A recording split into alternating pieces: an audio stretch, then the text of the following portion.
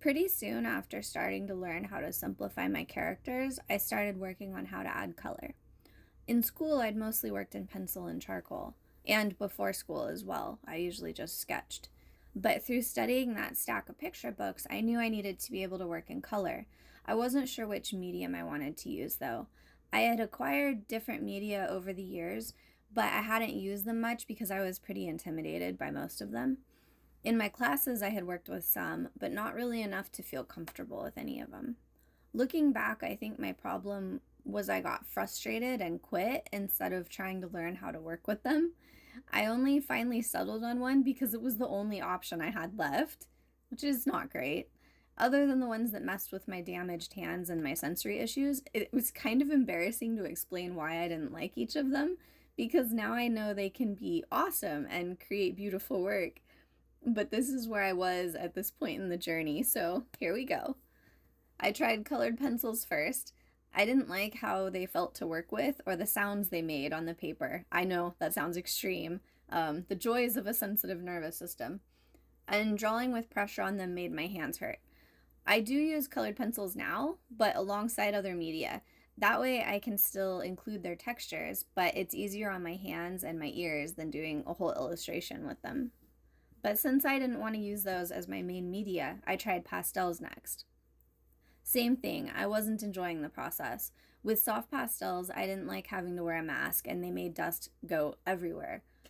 Charcoal, which I adore, makes the same mess, but I guess I didn't notice it as much because my clothes and stuff are usually black anyway. Oil pastels were chunky and waxy and irritated me. Like most of the other media I tried, I didn't practice with either kind of pastel long enough to actually get any good with them, so I was just frustrated. I didn't like acrylic paints because of how fast they dried on my brushes and how if I mixed too much paint, it just got wasted because it would just dry out. I didn't like trying to apply the sticky paint either, and I hated how shiny it was. I've learned more about how to work with acrylics now, and I like to play with them for personal stuff, but at the time I was too annoyed and intimidated to try to use them for illustrating. With oil paints and their friends, like the solvents and whatnot, I knew from school that the smells made me sick, even the ones that are supposed to be low odor. And I was way too impatient to deal with their long drying time, even when I added a drying agent. I was really interested in collage actually, but my hands couldn't handle cutting out all the pieces that I needed for it. This really bummed me out because I had been studying Eric Carle's process and really wanted to paint designs and colors on paper and then cut them out to turn into illustrations like he did. Digital art, that one wasn't an option at this point in my journey. I was way intimidated by anything having to do with computers. I've recently started learning digital art and I'm having a lot of fun with it, but it took a very long time to get to this point.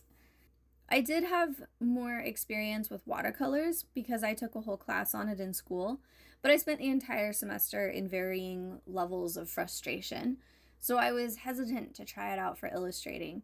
But when I didn't like working with the other colorful media, I decided to take another look at watercolor.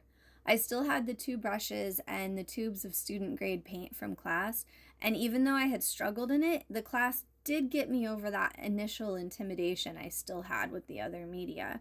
It didn't make dust or smell strongly, and I could clean it up easily. I could re-wet my used paint. It didn't hurt my hands, so I chose watercolor. And after the initial learning curve, I actually ended up falling in love with it. I really enjoy working with watercolor now. The gist of this is that what you make in any medium is not going to look amazing when you're first starting out with it. So don't worry about that part like I did. Hopefully save yourself some of the frustration and explore around to see which one you like the actual process of working with the best. And if they all intimidate you or you don't know where to start, taking a class if you're able can really help.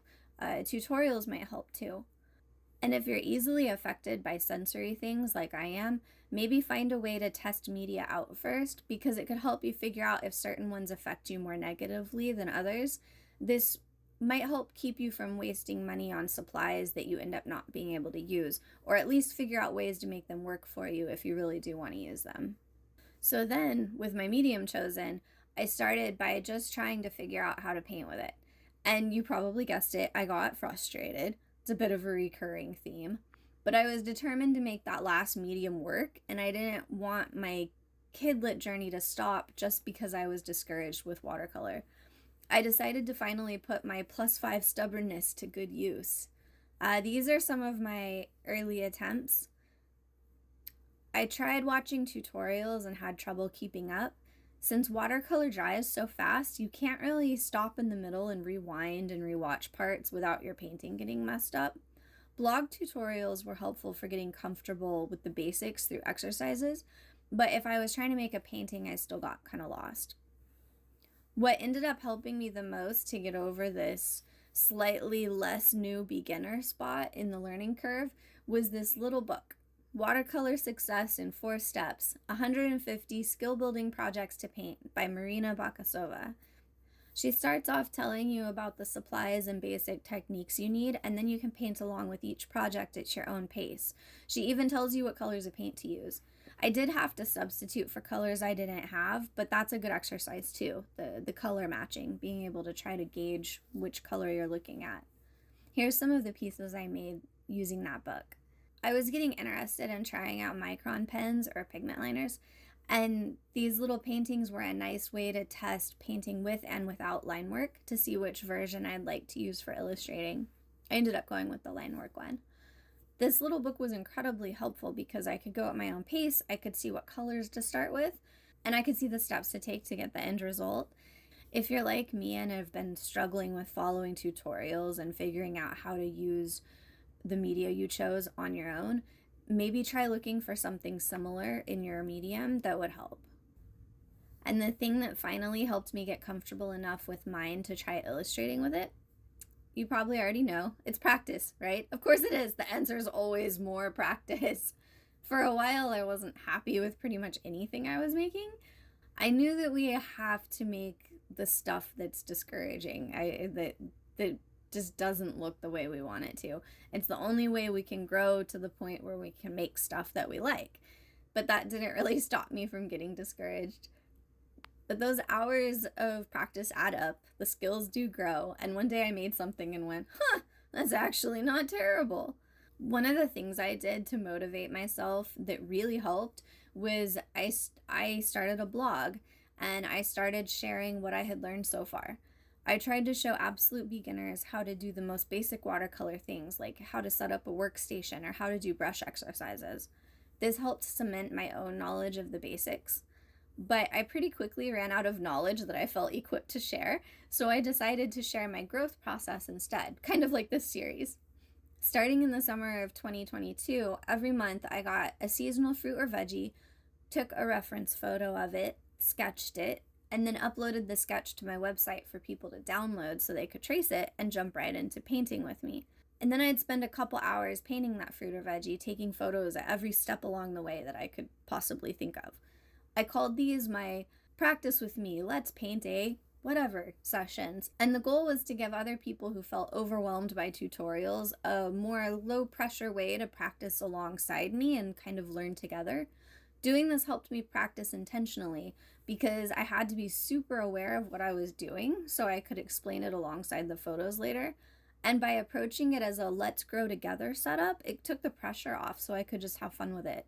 And having fun helps us learn better, right?